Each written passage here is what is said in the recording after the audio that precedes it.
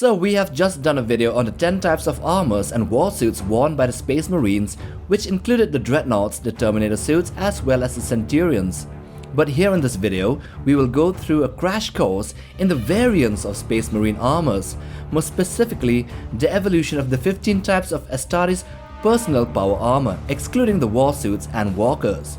We will start from the Mark 1 through the generations of Mark 2 to 10, and after that we will take a look at the special armors worn by the Grey Knights, the Space Wolves, and the greatest of the astartes like the Champions, the Chapter Masters, and the notable veterans of the first companies, as well as those worn by the Tech Marines.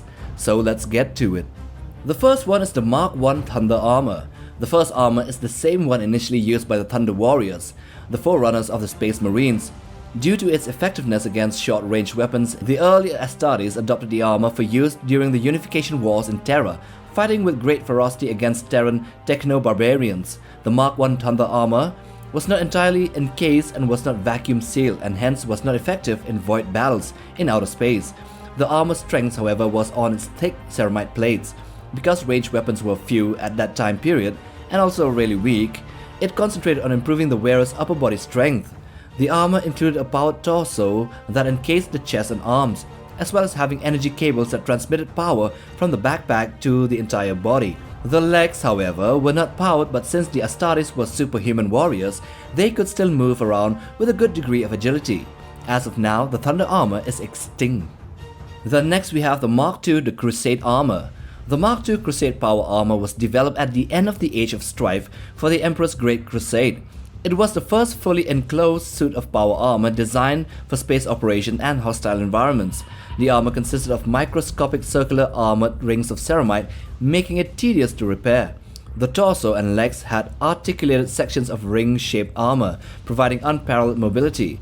The backpack contained advanced life support systems and more efficient power supply, which makes them able to fight in extreme environments. The helmet had electronic sensory devices and miniaturized computers that enhanced the astartes sensors. In the 41st millennium, the Mark II armor is rare and used for ceremonies or given to champions. Though not stealthy in any case, it still boosts morale and is considered the most effective power armor ever created. Next we have the Mark III Iron Armor. Well, the Mark III power armor known as Iron Armor was developed during the Great Crusade to combat the Independent Squad homeworlds because they broke away, and also used for close quarters combat. It provided heavy protection from frontal assaults in spacecraft boarding actions, especially in underground mines and even subterranean complexes. The helmet had sloping plates to deflect shots, inspiring later helmet designs. The armor was not intended to replace the Mark II but served as a specialized suit for specific combat conditions. It lacked rear armor but had additional panels on the greaves, also on the forearms, thighs, chest, and groin. The clanking armor boosted unit morale but was unsuitable for stealth operations. In the 41st millennium, the Mark III is mainly worn as a ceremonial relic armor. As with the other early armors, they are either locked away in vaults, showcased as relics, or largely lost to time. Next we have the Mark IV Maximus armor. Also known as the Maximus pattern, it was developed to replace the Mark II during the Great Crusade.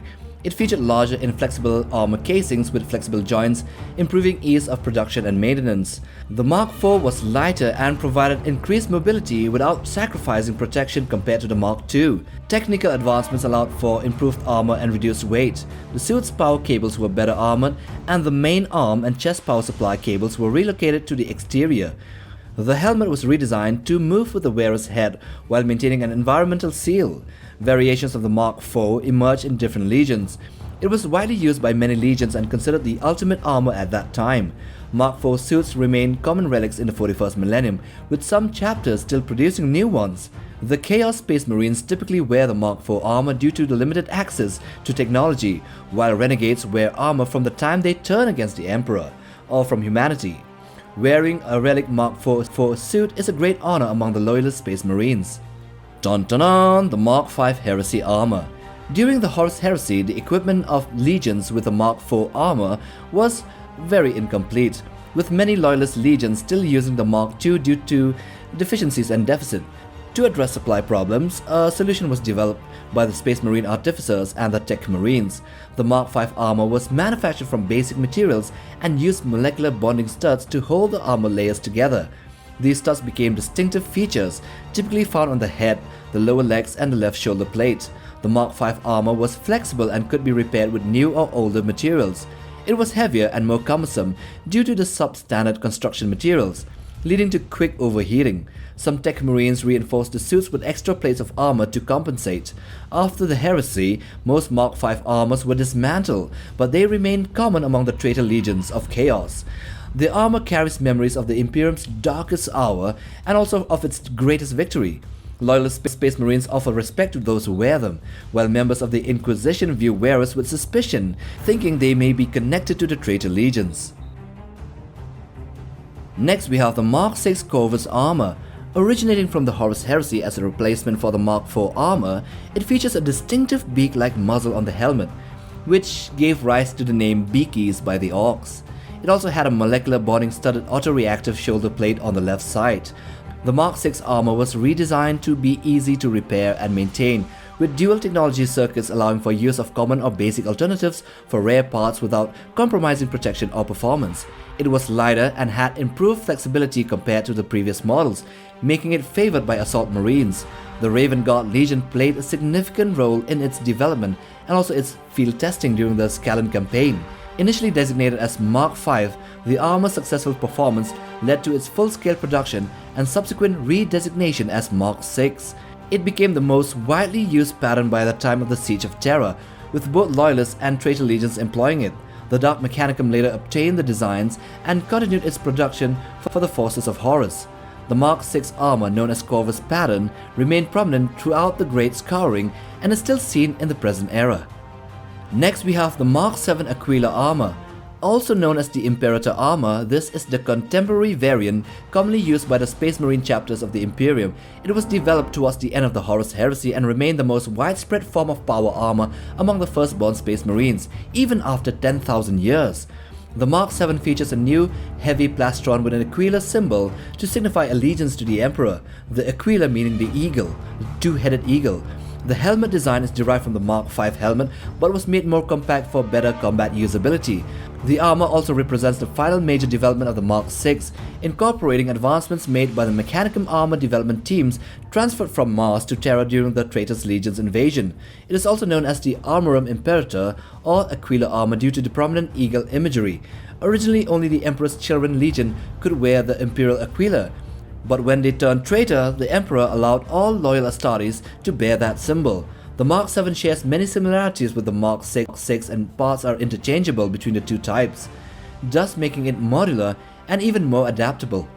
Then we come to the Mark VIII errant armor. Representing the first powered armor produced by the Imperium since the Horus Heresy, it retains a similar appearance to the Mark VII but hides the torso cabling behind articulated armored panels. It features additional armor at the joints, improved ankle mobility, and a raised collar or gorget at the front. The Mark VIII addresses vulnerabilities found in the Mark VII, such as enhanced armored plating for the torso-powered cables and that redesigned part to protect the neck. However, the new helmet design created compatibility issues with the earlier helmet types. Limited production of the Mark VIII armor took place, and thus it was rarely seen in its complete form. Parts of the armor, particularly the powered cabling protection plates and gorget, are commonly used by the firstborn Space Marine officers. The Mark VIII is typically reserved for the sergeants and higher-ranking Astartes officers, symbolizing their rank and authority, and was commonly seen among the Marines of the Death Watch chapter. After thousands of years, we now come to the primaris, the Mark X. What about the Mark IX? Shh! We do not speak of what we do not know, and we do not know that which we do not speak of. So the Mark X is the latest development in power armor design created for the Primaris Marines, commissioned by Rebuda Guilliman. Developed over 100 centuries or 10,000 years by the priesthood of Mars, these transhuman warriors are bigger, stronger, and faster than their firstborn counterparts. The Mark X power armor is the newest model developed for these new Marines. It combines the most effective elements of ancestral powered armor, drawing inspiration from past patterns like the Mark IV and the Mark VIII. It is a versatile and modular design tailored to the combat role of each Primaris Marine. Rather than having a single appellation, different variants of the Mark X are worn based on mission requirements. So the variants, firstly we have the Mark X Tacticus variant. Most Primaris Marines, including the Intercessor Squads, the Assault Intercessor Squads, the Desolation Squads, and Hellblaster Squads, are equipped with the Mark X Tacticus power armor. This armor variant serves as a standard and versatile battle plate for the majority of the primaris marines, allowing them to fulfill various combat roles effectively. Then we have the Mark X Gravis variant. The primaris inceptors as well as eradicators utilize the Mark X Gravis variant of power armor. This version features several specialized enhancements such as the integrated jump pack, a retractable helmet shield, and a sturdier ceramide structure designed to withstand the rigors of planetary assault from low orbit. The heavier construction of the Gravis armor is specifically preferred by these units to ensure enhanced protection while carrying out their tactical duties. Then we have the Mark X Phobos variant. It features a lightweight ceramide composition and a streamlined design, offering enhanced mobility. The servo motors of this variant are designed to operate silently. Primaris marines in roles such as incursors, infiltrators, and eliminators rely on the Mark X Phobos armor. These specialized units excel in covert operations, functioning as saboteurs, assassins, and infiltrators behind enemy lines, because their mission depends on stealth and secrecy, and the Phobos variant delivers that. Then we have the Mark X Omnis variant. A fourth variant called the Mark X Omnis armor combines elements from both the heavier Gravis and lighter Phobos configurations. This armor includes a built-in jump pack similar to the Gravis variant, but the Omnis armor is lightweight yet highly durable, capable of withstanding the intense stresses of grav drops, also of jump insertions and the recoil of heavy weapons, so it's the best of both worlds. Now we come to the special armors, as I have promised. The first one is the Aegis armor. The Grey Knights serving the Ordo Malleus of the Inquisition wear Aegis armor, or Aegis armor. This meticulously crafted power armor is anointed, inscribed with prayers, and infused with psychic energy. It shields the wearer from psychic attacks, confounds enemy perception, and features a specialized bolter weapon. The armor combines elements of different designs with a modified helmet resembling the Mark III. The Aegis wards within the armor shields the wearer from psychic attacks unleashed by the Immaterium and its demonic entities, utilizing the wearer's own psychic power as a source of energy. The new bolter weapons seen on the Grey Knights are commonly mounted on the wrist, allowing the Grey Knights in their power armor to wield their Nemesis Force weapons like the Nemesis Sword and the Nemesis Hammer in both hands, slicing demons in half like a blade through butter. Then we have the Artificer armor. This is a highly customized and prestigious form of power armor bestowed upon worthy space marines such as chapter masters and skilled veterans. It surpasses standard power armor in protection, rivaling Terminator armor in some cases. While not as powerful as Terminator armor, the Artificer armor is still highly valued and often holds great historical significance within a chapter. The Tech Marines often also wear modified Artificer armor tailored to their duties. Some suits date back to ancient times, crafted by the master craftsmen of the Mechanicum or from the forgotten era of human technological prowess. But many of them are from the Great Crusade and also before the Horus Heresy. Then lastly, the Runic armor. These suits, initially known as the Mark XII Lupio pattern, are crafted by the Space Wolves Iron Priests and provided enhanced defense against psychic attacks. Exclusive to the Space Wolves, they possess these prized suits which are highly customized Artificer armor, also known as Etheric Rune armor. These suits featured intricate psycho-etheric induction circuitry believed to protect the wearer from psychic forces. While the Legion attributed the armor's power to ritual rune patterns, Imperial observers saw it as a combination of superstition and also of advanced technology. In the 41st millennium, the Space Wolves continue to use these runic armor and are seen inscribed with shiny psychic runes for protection by their rune priests. So that's the evolution of the 15 types of Space Marine power armors. I hope you have enjoyed watching this video. Do hit that like button for support and subscribe, but most of all, smash that bell icon for regular updates on new videos here on this channel. Till the next time, take care, boys.